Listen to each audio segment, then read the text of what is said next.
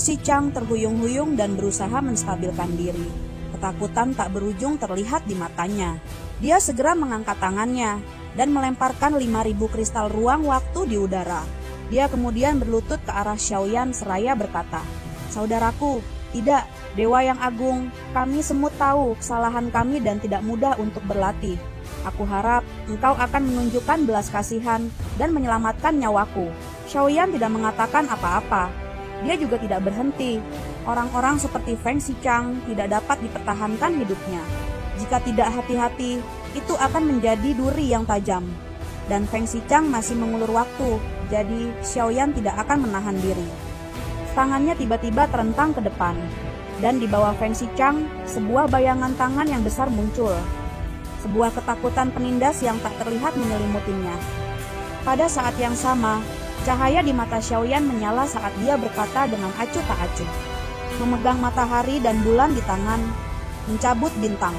Ini adalah keterampilan bertarung yang hanya dimiliki oleh tubuh fisik ras Yuan Shen. Dan keterampilan bertarung ini akan berubah seiring dengan ukuran tubuh Xiaoyan. Meskipun saat ini tubuhnya hanya beberapa ribu kaki panjangnya, kekuatannya tidak bisa diremehkan. Kelima jarinya tiba-tiba menegang, dan tubuh Feng Shichang tampak diapit oleh 5 gunung. Tubuhnya ambruk total. Butuh waktu lama sebelum dia terbangun dari pingsannya.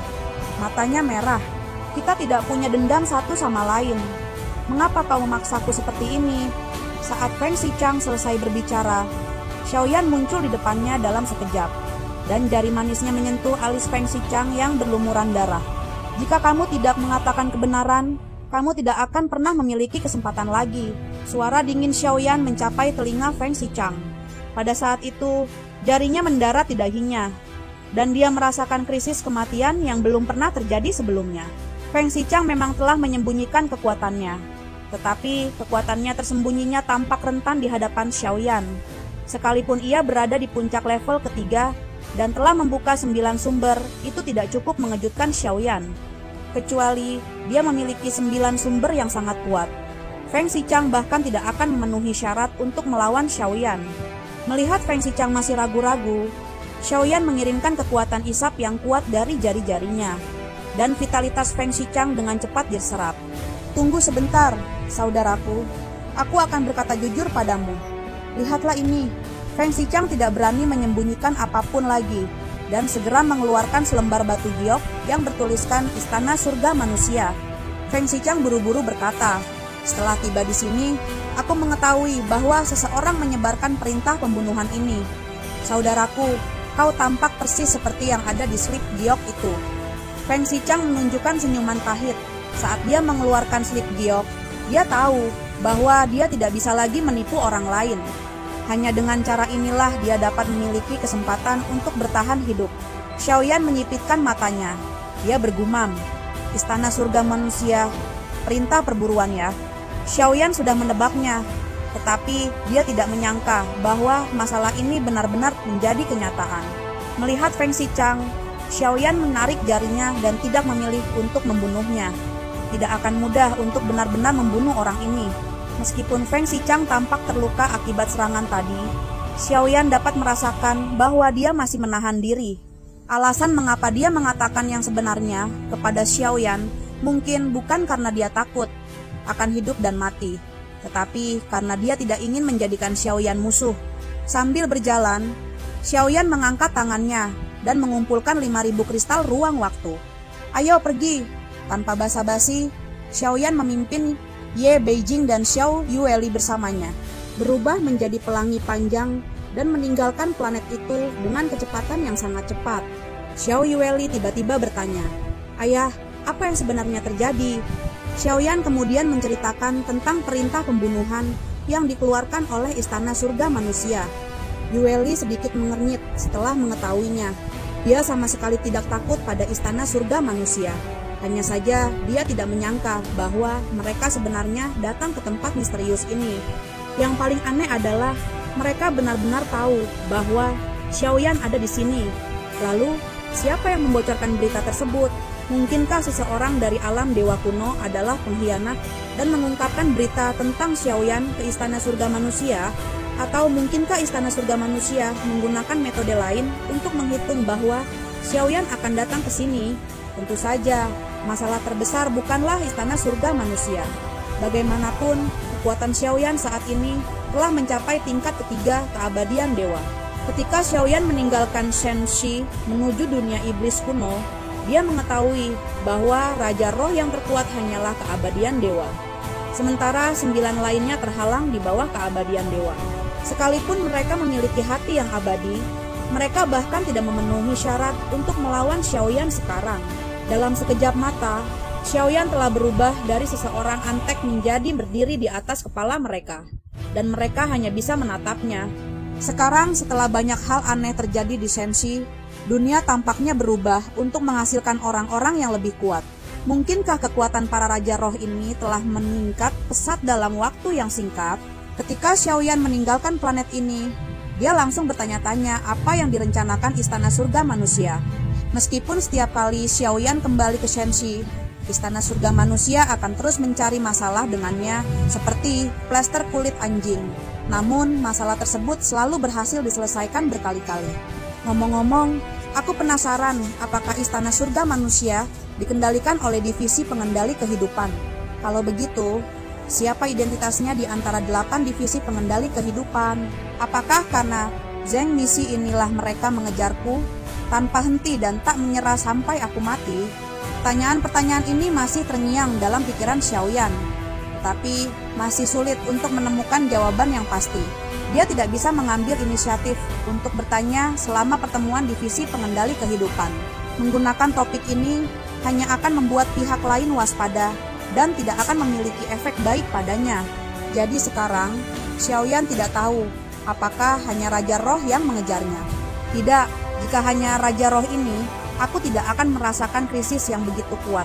Rasa krisis tidak datang dari Raja Roh ini, tetapi dari yang lain. Alasan mengapa Xiaoyan pergi begitu cepat adalah karena ia merasakan krisis yang belum pernah terjadi sebelumnya. Ini bukan pertama kalinya, dan seiring berjalannya waktu, perasaan ini menjadi semakin kuat. Sekarang kita harus membuat kartu truf kita sekuat mungkin. Klon Yuan Shen dan klon Jin Chang dapat melangkah lebih jauh. Kita harus berusaha sekuat tenaga untuk meningkatkan kekuatan klon Jin Chang lagi.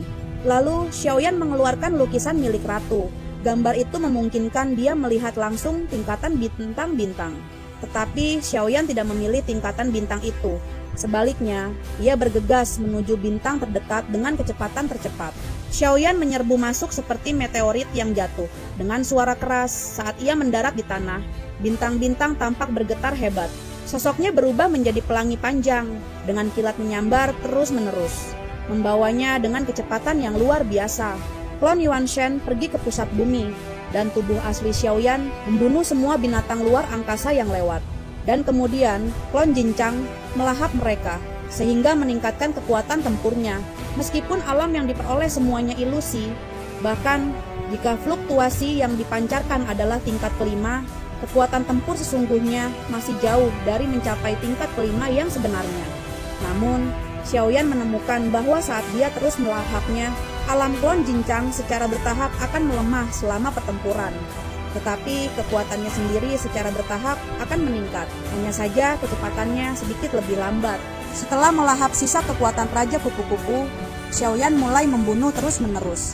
1, 2, dan jumlahnya mulai terkumpul. Karena kekuatan makhluk luar angkasa ini semuanya lemah. Sekarang, dia hanya bisa menumpuk mereka. Aura yang terpancar dari klon Jin Chang telah mencapai tingkat kelima dari kondisi pikiran Kaisar. Namun, setelah mencapai tingkat kelima, kecepatan peningkatannya tiba-tiba menurun. Xiaoyan tidak menyerah dan tidak melepaskan satupun binatang angkasa. Dia terus melahap dan terus melahap, meningkatkan dan terus meningkatkan. Meskipun demikian, rasa krisis dalam hatinya tidak berkurang sedikit pun. Xiaoyan mengerutkan kening, bertanya-tanya musuh macam apa yang bisa membuatnya merasakan krisis yang begitu kuat seperti ini. Xiaoyan terus melahap semua binatang luar angkasa yang ditemuinya. Tetapi terobosan klon Jin Chang sangat terbatas. Jika dia ingin membuat terobosan ranah klon Jin Chang lagi, satu-satunya kesempatan adalah menyerap binatang buas luar angkasa tingkat berbahaya. Segera, Xiaoyan mengembara di planet tingkat surgawi. Dibandingkan dengan binatang luar angkasa tingkat manusia fana, binatang luar angkasa tingkat surgawi jelas jauh lebih kuat. Seekor kelabang bersayap 6 terbang ke langit dan menerjang ke arah Xiaoyan. Kepalanya berkilauan dengan puluhan kristal ruang waktu yang cemerlang. Kekuatannya sebanding dengan keabadian dewa tingkat kedua. Ia mengepakkan sayapnya, memiliki penjepit seperti besi di kepalanya. Dengan angin hitam yang kencang, ia menderu ke arah Xiaoyan. Xiaoyan berdiri tegak, memperhatikan penjepit besi yang bersiul ke arahnya. Saat hendak menjepitnya, sosoknya tiba-tiba menghilang. Ketika dia muncul kembali, dia sudah ada di atas kepala kelabang besar sambil menginjak guntur yang dahsyat. Mati! Dengan teriakan keras, api Xiaoyan pun meledak. Dentuman keras terdengar. Kekuatan dahsyat itu menghancurkan kepalanya dan api dengan cepat menjalar ke seluruh tubuhnya. Seperti bahan obat dalam kuali, makhluk itu berubah menjadi abu dalam sekejap. Kekuatannya diserap oleh klon Jincang dan Xiaoyan menyimpan 5 kristal ruang waktu ke dalam cincin penyimpanannya. Lalu dia terus bergegas maju untuk mencari. Terdengar suara berisik yang datang di kedalaman bintang. Ternyata beberapa orang tengah bekerja sama untuk menangani makhluk gemuk yang bertanduk 3 panjang, seperti badak, tetapi kekerasannya sekokoh baja. Pada saat ini, dia berlari di tanah, dan suara barat itu seakan-akan seluruh bintang bergetar. Namun, ada luka yang besar dan mengejutkan di perutnya, dan ia sudah kehabisan tenaga. Melihat binatang yang hampir tumbang, kilatan dingin melintas di mata semua orang. Tepat saat mereka hendak menyerang dan membunuhnya, pelangi panjang tiba-tiba datang dari kejauhan, menciptakan lautan api dan memaksa semua orang mundur. Pada saat mereka bereaksi, hanya kerangka binatang yang tersisa, dan kristal ruang waktu telah menghilang. Sialan, kita sudah lama berurusan dengannya dan sudah membayar mahal, tapi dia malah merampok kita. Sungguh menjijikan. Siapa itu? Suara marah terdengar beberapa kali, tetapi saat mereka bereaksi, Xiaoyan sudah menghilang. Xiaoyan tidak peduli dengan begitu banyak hal saat ini. Dia mencari dengan kecepatan tinggi ke setiap planet dan membunuh semua binatang buas di sana. Xiaoyan bergegas ke bintang surgawi ini dengan kecepatan penuh, membunuh semua binatang luar angkasa yang tersisa dalam waktu yang sangat singkat. Dia segera mendekati alam luar angkasa yang berbahaya, dan Xiaoyan ingin meningkatkan kekuatan klon Jincang miliknya sebanyak mungkin di sini. Selain meningkatkan klon Jincang dan klon Yuanshen, aku juga butuh cara yang lebih kuat. Setelah memasuki alam berbahaya, tubuh asli Xiaoyan memilih untuk duduk bersila, dan klon Yuanshen serta klon Jincang mulai mencari di alam tersebut. Xiaoyan sendiri memasuki kedalaman 1000 kaki ke pusat bumi, lalu meminta demo untuk memasang sebuah batasan guna menyembunyikan auranya. Rasa krisis ini semakin kuat. Jika mereka benar-benar ingin memulai perang, aku perlu menemukan bintang terlebih dahulu dan membuat batasan. Ini juga bisa dianggap sebagai langkah mematikan. Meskipun Xiaoyan tidak tahu siapa musuhnya, dia sudah mulai membuat rencana. Ye Beijing dan Xiao Yueli sama-sama sedikit bingung. Melihat Xiaoyan yang sibuk, mereka hanya berdiri dan berjaga dengan tenang. Xiao Yueli yang biasanya banyak bicara juga berperilaku sangat pendiam dan hanya mengobrol dengan Ye Beijing dari waktu ke waktu. Ye Beijing berkata, "Ayahmu tampaknya panik. Dia sepertinya takut akan sesuatu." Yueli mengangguk. Dia lalu menjawab, "Ayah selalu bertindak seperti ini. Dia sangat pintar. Bahkan lebih pintar dari lelaki tua Tianzhang. Dia pasti punya alasan untuk melakukan ini." Xiao Yueli menatap Xiaoyan yang sedang berlatih dengan mata tertutup. Matanya penuh dengan kekaguman pada ayahnya. Dalam waktu sesingkat itu, kecepatan kultivasi Xiaoyan sungguh menakjubkan. Yueli masih ingat bagaimana Xiaoyan mengalahkan Taixu sebelumnya. Bahkan, dia yang segelnya telah terlepas sepenuhnya, tidak dapat melakukannya. Ye Beiji tiba-tiba berkata, "Dia memang sangat pintar, tetapi krisis yang dihadapinya kali ini mungkin sangat berbahaya. Aku tidak tahu apakah dia bisa bertahan." Begitu kata-kata ini keluar, mata indah Yueli sedikit menyipit dan dia menatap Ye Beijing dengan serius. Dia bertanya, "Apakah ayah akan menghadapi bahaya?" Ye Beijing menjawab, "Aku juga tidak tahu. Tapi dari jejak yang kutinggalkan, aku merasakan ada beberapa makhluk tua yang sedang mendekati tempat ini dengan cepat. Dilihat dari kecepatan mereka akan tiba di sini dalam waktu 1 tahun. Aku hanya tidak tahu apakah mereka datang untuk Xiaoyan." Ye Beijing bergumam, Xiao Yueli tidak mengerti apa yang dibicarakan Ye Beijing. Namun dari perkataannya, dapat diketahui bahwa orang yang datang itu mempunyai niat jahat dan sangat kuat. Yueli lalu bertanya, jika mereka datang untuk ayah, apakah ibu baptis akan membantu ayah? Sambil berbicara, mata indah Yueli melengkung membentuk bulan sabit. Ye Beijing tertegun sejenak ketika mendengarnya. Lalu wajahnya berseri-seri karena kegembiraan. Panggilan ibu baptis benar-benar memikat hatinya. Kamu manis sekali, gadis kecil. Tetapi jika aku ikut campur dalam bencana yang sedang dihadapi ayahmu, itu mungkin akan menimbulkan banyak konsekuensi dan bahkan memengaruhi kultivasinya di masa depan. Yueli mengedipkan mata merah mudanya yang indah dan berkata, Ibu baptis, apakah mereka sangat kuat? Apakah kita perlu memberitahu ibu ratu? Mulut Ye Beijing berkedut saat mendengar ini, dan dia mengulurkan tangannya untuk mencubit pipi lembut dan elastis Yueli. Gadis kecil, kau mempelajarinya dari ayahmu kan? Jika aku tidak bisa mengatasinya, percuma saja, Nanfu membantunya. Jelas saja, Xiao Yueli bersikap picik, dan Ye Beijing tentu saja langsung mendengarnya. Tetapi dia tidak marah. Sebaliknya, dia menatap Xiao Yueli dengan sedikit rasa iba di matanya.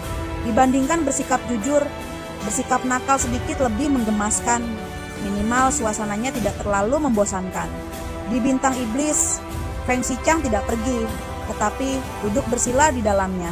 Hingga pelangi panjang menderu di langit dan kemudian muncul di depannya. Ada dua orang yang datang. Keduanya memiliki niat membunuh di mata mereka. Di mana yang lainnya?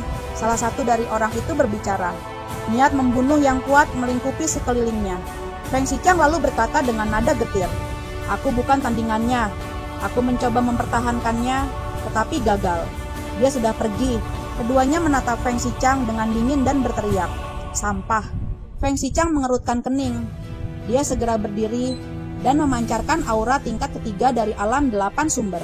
Kalian berdua tidak perlu bersikap kasar seperti itu. Aku hanya membantu kalian, bukan bawahan kalian. Tatapan mata kedua lelaki itu tetap dingin. Salah satu dari mereka mengangkat tangannya dan mengeluarkan 500 kristal ruang waktu. Bolehkah aku tahu kemana dia pergi? Melihat 500 kristal ruang dan waktu, ekspresi Feng Xichang sedikit mereda dan dia mengangguk. Aku punya cara untuk mengunci posisinya, tapi 500 kristal ini tidaklah cukup. Keduanya mengerutkan kening, lalu mengeluarkan 500 kristal lagi. Feng Xichang terus menggelengkan kepalanya. Aku ingin 2000.